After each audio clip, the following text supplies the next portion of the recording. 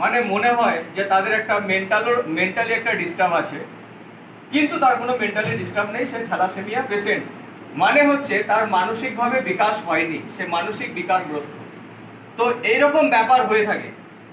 সেই জন্য থ্যালাসেমিয়া রোগের জন্মটা আমাদের বন্ধ করতে হবে, কারণ থ্যালাসেমিয়ার কোনো চিকিৎসা নেই। থ্যালাসেমিয়ার চিকিৎসা হচ্ছে তাকে প্রত্যেক মাসে ব্লাড দিতে হবে। এবার প্রত্যেক মাসে ব্লাড দেওয়াটা একটা খরচ সাপেক্ষ। শুধুমাত্র ব্লাড দিয়ে যে সে সুস্থ স্বাভাবিক থাকবে এটা নয়, তার সাথে মেডিসিন দিতে হবে। কারণ হচ্ছে থ্যালাসেমিয়া পেশেন্টদের শরীরে আয়রন জমে যায়, আয়রনটাকে শরীর থেকে বার করতে হয় কন্টিনিউয়াসলি। এই আয়রন জমে যাওয়ার জন্য তাদের ওই পেট মোটা হয়ে যায়, কখনো যকৃৎ, কখনো প্লীহা কেটে বাদ দিতে হয় থ্যালাসেমিয়া পেশেন্টদের। তো সেই জন্য এরকম ব্যাপার নেই যে তাকে আমি প্রত্যেক মাসে ব্লাড দিলাম মানে সে সুস্থ স্বাভাবিক হয়ে উঠবে, এটাও নয়।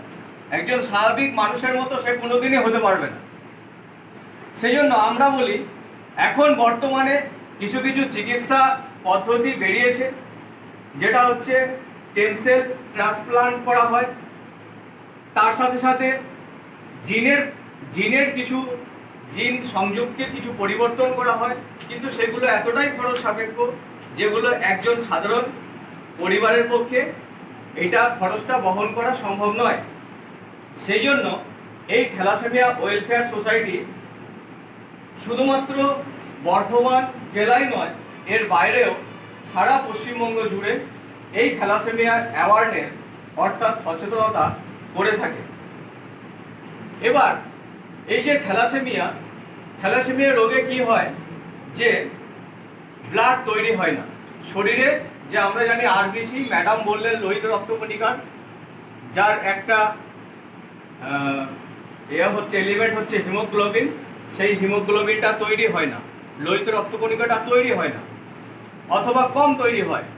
তাহলে সেই জন্য শরীরে অক্সিজেনের অভাব হয়, কারণ আমরা জানি লোহিত রক্তকণিকা বা হিমোগ্লোবিন অক্সিজেন পরিবহন করে।